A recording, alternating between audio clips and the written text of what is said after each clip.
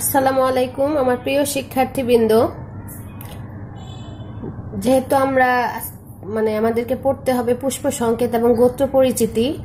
গত ক্লাসে আমরা এরই প্রেক্ষাপটে কিছু টার্ম জেনেছিলাম।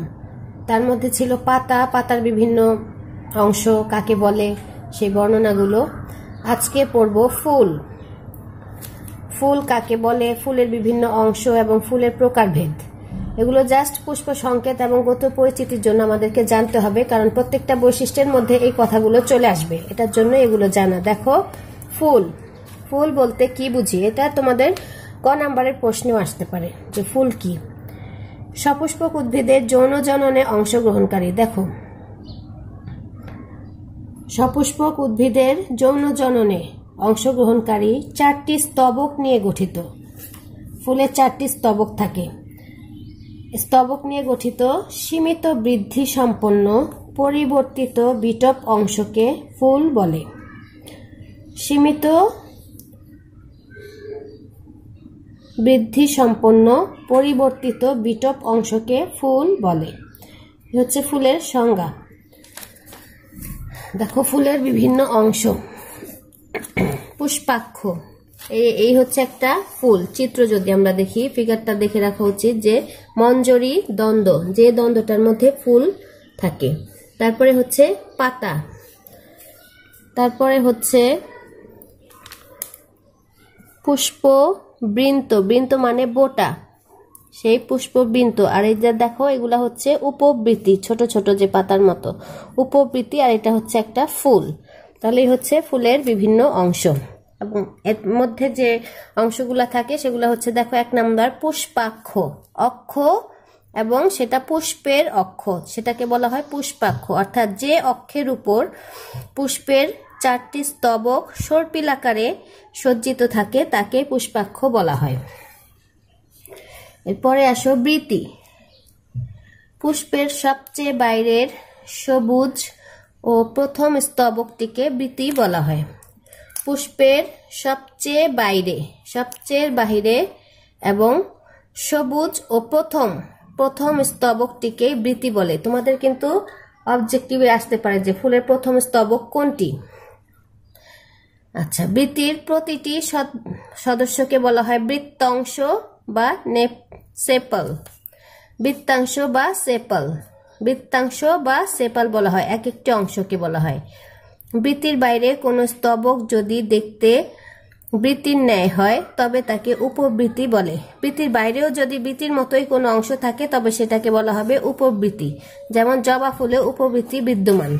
তোমাদের এখান থেকে অনেকগুলো অবজেক্টিভ আসতে পারে যে কোন ফুলে বৃত্তি থাকে বা নিচের কোন ফুলটিতে বৃত্তি আছে, বৃত্তির বাইরে যে অংশটা থাকে সেটার নাম কি, উপবৃত্তি। বৃত্তির এক একটা অংশকে কি বলা হয়, বৃত্তাংশ বা সেপাল। বিভিন্ন ধরনের প্রশ্ন হতে পারে, তো এগুলো তোমরা একটু ভালো করে রিডিং পড়বা। এই 4টি স্তবকের মধ্যে দেখো, এরপরে হচ্ছে দল। পুষ্পের দ্বিতীয়, এটা হচ্ছে দ্বিতীয় স্তবক। দ্বিতীয় অর্থাৎ বৃত্তির ভিতরে যে স্তবকটি তাকে বলা হয় দল। তো প্রথম স্তবক ছিল হচ্ছে বৃত্তি বা বৃত্তাংশ, দ্বিতীয়টা হচ্ছে দল, যেটাকে আমরা পাপড়ি বলি, ঠিক আছে। এবং দলমণ্ডলের প্রতিটি অংশকে বলা হয় যে দলাংশ, পাপড়ি বা পেটাল। ওটাকে বলা হয়েছিল সেপল, এটাকে বলা হয়েছে পেটাল। পাপড়ি সাধারণত সবুজ না হয়ে রং বেরঙের হয়ে থাকে, যা পরাগায়নে আকৃষ্ট করার জন্য। সাধারণত সবুজ না হয়ে কি রং হয়, রং বেরঙের হয়ে থাকে। এরপরে দেখো পুংস্তবক। ফুলের তৃতীয়, এটা হচ্ছে তৃতীয় স্তবক। প্রথম স্তবক, দ্বিতীয় স্তবক, তৃতীয় স্তবক, 4টি স্তবক ফুলের। এবং দলমণ্ডলের ভিতরের স্তবকটিকে পুংস্তবক বলা হয়। এর প্রতিটি সদস্যকে বলা হয় পুংকেশর, পুংদণ্ড। প্রত্যেকটি সদস্যকে বলা হয় পুংকেশর। এই পুংকেশর আবার কি দ্বারা গঠিত, পুংদণ্ড, পরাগধানী এবং পরাগরেণু, এগুলো নিয়ে গঠিত। পুংকেশরের অপর নাম হচ্ছে পুংরেণু পত্র। এই নামগুলো তোমাদেরকে অবশ্যই জানতে হবে, পুংরেণু পত্র। এরপরে হবে স্ত্রীস্তবক। স্ত্রীস্তবক ফুলের চতুর্থ, এটা হচ্ছে ফুলের চতুর্থ স্তবক এবং সবচেয়ে ভেতরের স্তবকটির নাম হচ্ছে স্ত্রীস্তবক। এই স্তবকের প্রত্যেকটি সদস্যকে বলা হয় কার্পেল বা স্ত্রীকেশর বা গর্ভপত্র। এটি গর্ভাশয়, গর্ভদণ্ড এবং গর্ভমুণ্ড ইত্যাদি অংশ নিয়ে গঠিত। এগুলা কিন্তু পুরাতন পড়া, তোমরা আগেও পড়েছ। এখন পার্থক্য হচ্ছে পুংস্তবক স্ত্রীস্তবকের মধ্যে, এটা তোমরা পড়বা। এরপরে আসো যেটা, সেটা হচ্ছে পুষ্পপুট কাকে বলে। এটা তোমাদের ক নাম্বারের প্রশ্ন আসে এবং আমরা যখন গোত্র পরিচিতি পড়বো সেটাই কথাটা আমাদেরকে লাগবে। বৃত্তি ও দলকে যখন আকৃতি বা বর্ণে আলাদাভাবে পৃথক করা যায় না তখন তাকে পুষ্পপুট বলে। অর্থাৎ বাহির থেকে বোঝা যাচ্ছে না যে এটি বৃত্তি নাকি দল, আকৃতিতেও বোঝা যায় না, রঙেও বোঝা যায় না, কিছুতেই বোঝা যাচ্ছে না, সেই জিনিসটাকেই বলা হয় পুষ্পপুট। পুষ্পপুট কোথায় কোথায় দেখতে পাওয়া যায়, যেমন লিলি, কলাবতী, রজনীগন্ধা, টিউলিপ ইত্যাদি দলের মতো পুষ্পপুট বিদ্যমান ফুলের মধ্যে। আচ্ছা ডিয়ার স্টুডেন্টস, এখন আমরা পড়ব ফুলের শ্রেণীবিন্যাস, ক্লাসিফিকেশন অফ ফ্লাওয়ার। দেখো বিভিন্ন বিষয়ের উপর ডিপেন্ড করে ফুলের ক্লাসিফিকেশন করা হয়, যেমন পূর্ণতা অনুসারে। দেখো পূর্ণতা অনুসারে একে দুই ভাগে ভাগ করা যায়, যেমন সম্পূর্ণ ফুল এবং অসম্পূর্ণ ফুল। এটা কিন্তু তোমরা নাম থেকে বুঝতে পারার কথা যে আমরা জানি একটি ফুলের 4টি স্তবক থাকে। একটু আগে যেটা পড়লাম 4টি স্তবক ছিল, সেই 4টি স্তবক দেখো, যদি 4টি স্তবকের একটি বা একাধিক কোন স্তবক অনুপস্থিত থাকে তবে সেটাকে বলা হয় অসম্পূর্ণ ফুল, যেমন লাউ, কুমড়া ইত্যাদির ফুল। আর সম্পূর্ণ মানে যখন যে ফুলের 4টি স্তবকই প্রেজেন্ট তাকেই বলা হবে সম্পূর্ণ ফুল, যেমন জবা, ধুতুরা ইত্যাদি। তাহলে সম্পূর্ণ এবং অসম্পূর্ণ ফুলের মধ্যে পার্থক্য তোমরা পড়ে ফেলবা। এরপরে যে বিষয়ের উপর ডিপেন্ড করে ক্লাসিফিকেশন করা হয় সেই বিষয়টি হচ্ছে লিঙ্গ অনুযায়ী। লিঙ্গ অর্থাৎ পুং এবং স্ত্রী বা উভলিঙ্গ। দেখো উভলিঙ্গ ফুল, একলিঙ্গ ফুল এবং উভলিঙ্গ ফুল এবং একলিঙ্গ ফুল। যেমন উভলিঙ্গ, যে ফুলের পুংস্তবক ও স্ত্রীস্তবক উপস্থিত একই সাথে, মানে একই ফুলের মধ্যে পুংস্তবকও থাকবে স্ত্রীস্তবকও থাকবে, সেই ফুলটাকে বলা হয়েছে উভলিঙ্গ ফুল, যেমন জবা, ধুতুরা ইত্যাদি। এরপরে দেখবা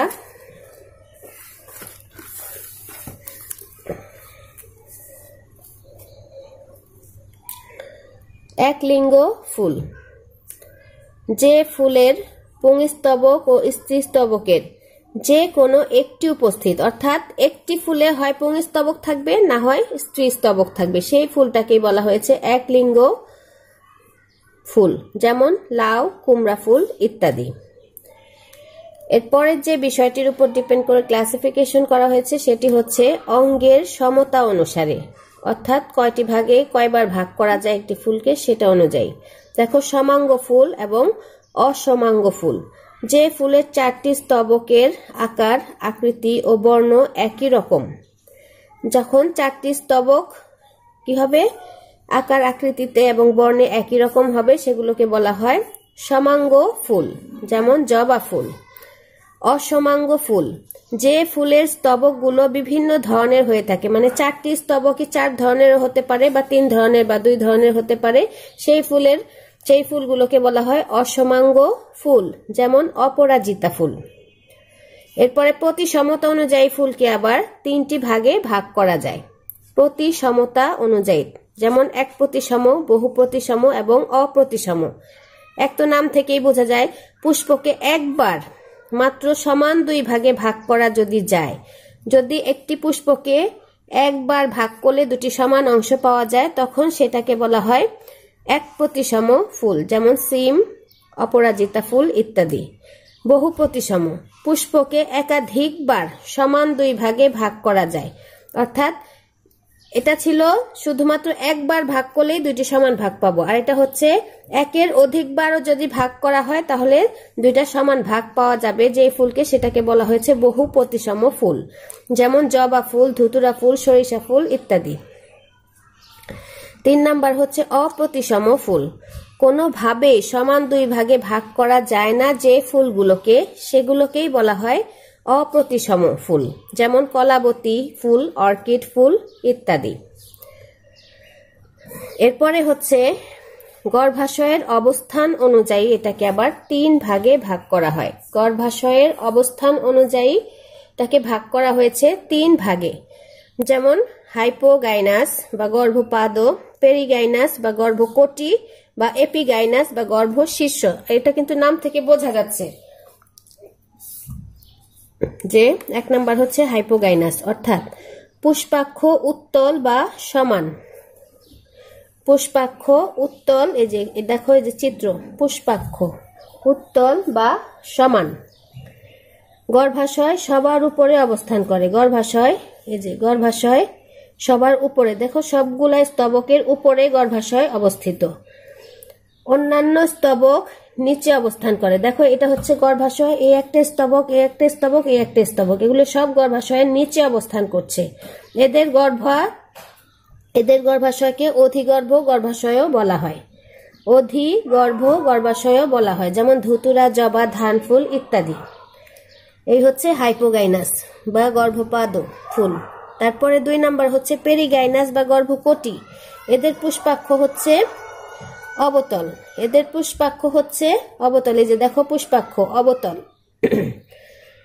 গর্ভাশয়ের কোটি বা মাঝামাঝি অঞ্চল দিয়ে, গর্ভাশয়ের কোটি এই যে বা মাঝামাঝি অঞ্চল দিয়ে ফুলের অন্যান্য স্তবক অবস্থান করে। এদের গর্ভাশয়কে অর্ধগর্ভ বলা হয়। অর্ধগর্ভ বলা হয়, যেমন গোলাপ, মটর, সিম ফুল ইত্যাদি। তারপরে 3 নাম্বার হচ্ছে এপিগাইনাস। পুষ্পাক্ষটি অবতল। দেখো পুষ্পাক্ষ, এই যে পুষ্পাক্ষটি অবতল এবং পুষ্পাক্ষের কিনারা বর্ধিত হয়ে পেয়ালার ন্যায় গঠন সৃষ্টি করে। গর্ভাশয়ের উপরে অন্যান্য স্তবক অবস্থান করে। এই যে গর্ভাশয়টা, এটার উপরে দেখো অন্যান্য স্তবকগুলা প্রেজেন্ট। এদের গর্ভাশয়কে অর্ধগর্ভ গর্ভাশয় বলে, যেমন কুমড়া, পেয়ারা ইত্যাদি। তাহলে এই 3টার মধ্যে পার্থক্য তোমরা পড়ে ফেলবা।